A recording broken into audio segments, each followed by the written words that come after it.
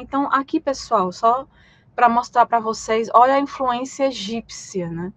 Era uma cidade, né? Era uma região que pagava tributos ao Egito, eram vassalos do Egito, né? Essa região aqui da atual Síria, Ras Shamra, Ugarit, né, no passado. Então aqui a gente tem a deusa Anat, você vê, ó, a Coroatef. A Coroatef vai ter uma live aqui que eu vou falar de simbologia egípcia, eu vou falar dessas coroas, de várias dessas coroas e o significado dela, né? Então essa Coroatef aqui é a coroa branca do Alto Egito e as plumas, né, de avestruz. Então, isso aqui é um símbolo de proteção pós-morte, né? E é muito usada, inclusive, ali quando.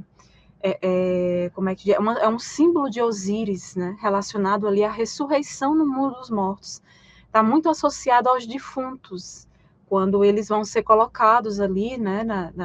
Preparados ali para a passagem para outra vida, porque essa coroatef, ela facilita o defunto renascer na outra vida, né? Tem isso também. Então, só essa curiosidade aqui para falar para vocês, mas a Anat aqui com várias influências egípcias, né? A gente vê aqui claramente. E aqui na direita é uma região na Síria, são as ruínas de Mari ou Mari, né? Vou já falar melhor para vocês. Então, nessa imagem da esquerda, a gente tem uma representação da deusa Anat, é uma deusa importante ali do panteão ugarítico, né? Inclusive tem um vídeo no canal, um dos primeiros vídeos que eu postei nesse canal, que é justamente uma descoberta arqueológica em Gaza, né? Gaza é um local rico arqueologicamente, né? Era, né? Assim, a gente vinha tendo muitas descobertas arqueológicas importantes, onde você cavava ali, surgia algo importante do Império Bizantino, Império Otomano, cultura material egípcia também. Então, foi descoberto lá, se eu não me engano, foi começo do ano passado, tem um videozinho aqui no canal que eu postei na época, uma cultura material, tipo uma cabeça de Anat, de uma estátua, né, em referência a essa deusa Anat, que foi descoberta em Gaza, tá? Então, pessoal, era uma divindade muito importante ali naquela região, né? Então, a Anat, ela tá aí num trono com a lança, né, escudo e a coroa que eu falei para vocês, a Coroatef. Então, ela é uma deusa da guerra, da caça, uma das filhas de El, esposa e irmã de Baal, né? Então, você vê claramente a influência egípcia, né? Como eu falei, lembrando que o Ugarit pagava impostos, tributos ao Egito, era uma cidade vassala ali do Egito, assim como várias cidades-estados de Canaã, né, nessa época, né? Então, em Ugarit, pessoal, a Anat, essa deusa, ela era uma das principais deusas e ela recebia ali regularmente muitas oferendas, né, conforme a gente vê ali atestado em vários textos escritos, tanto na língua ugarítica local, quanto em Urripa também.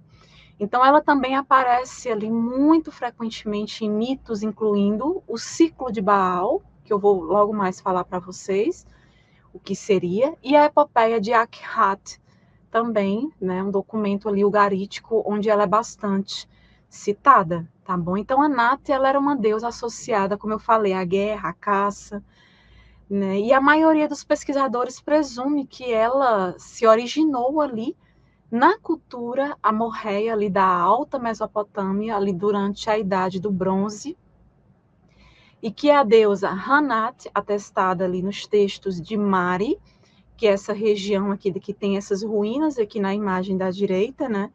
Na Síria também, né? Então, atestado nesses textos, desses que foram encontrados nesse local, e adorada em uma cidade com o seu nome, né? Localizada ali em Surrum, né? Então, provavelmente essas deusas foram precursoras, né, já da Anat nessa região.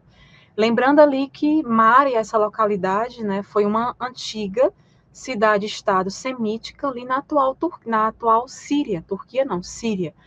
Né? Então, tá aí as ruínas desse local na imagem, né, onde Foram encontrados textos importantes, documentos importantes. Então, aqui a gente tem uma representação do Baal, né? Já falando logo aqui um pouco para vocês sobre essa divindade, né? Então, aqui a gente tem o bronze fundido, sólido, de uma estatueta votiva. O que é votivo? Votivo é algo que se fazia referência a oferendas, né? Algo nesse tipo. A gente tem muita estela votiva, por exemplo, no Egito, nas tumbas, né? A gente encontra muito isso. Então, aqui a gente tem essa estátua de bronze, né? Representando ali o deus Baal, né? E foi descoberta em Tel Megido, né? Datada ali de meados do 2º milênio, antes da Era Comum. Esse deus é o quê? O deus da fertilidade, do clima, da chuva, do vento, dos relâmpagos, né? Você vê que ele está com a mão erguida aqui, né? Para como se fosse lançar um raio, né?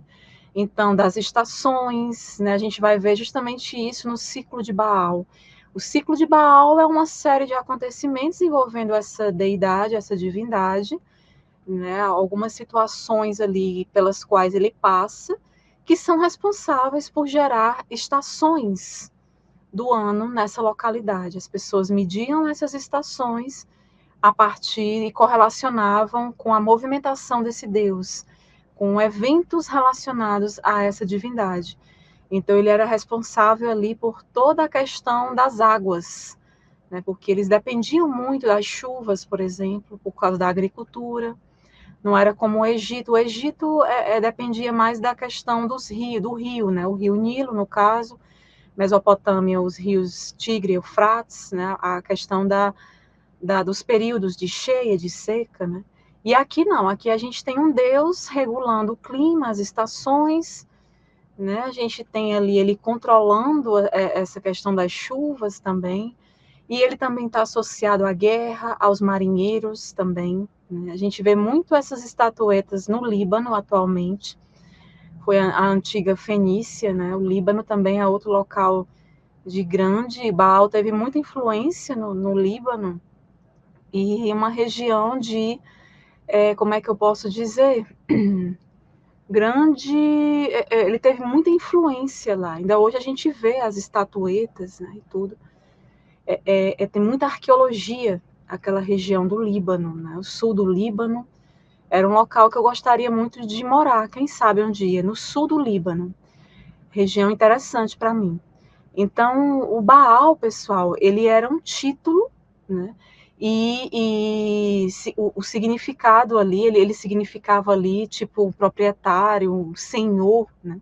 Nas línguas semíticas, né? Do noroeste, ali faladas no Levante, durante aquela antiguidade. Então, do seu uso entre as pessoas, né? Passou a ser aplicado ali aos deuses, né? A vários deuses. Então, os estudiosos anteriormente, eles associavam esse teônimo, né, aos cultos ali solares, a uma variedade de divindades patronais não relacionadas ali.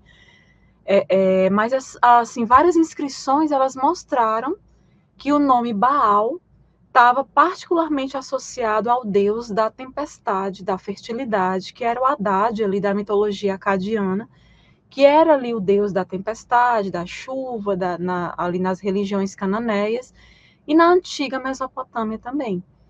Né? Então, a Bíblia hebraica inclui ali o uso do termo em referência a várias divindades levantinas, né? Muitas vezes com aplicação a Haddad, que foi considerado ali um falso deus, inclusive, né? Eles consideravam um falso deus, e esse uso ele foi adotado pelo cristianismo e pelo Islã também, às vezes sob a forma de Beuzebu, na demonologia, né? Tem isso também, tem essa influência.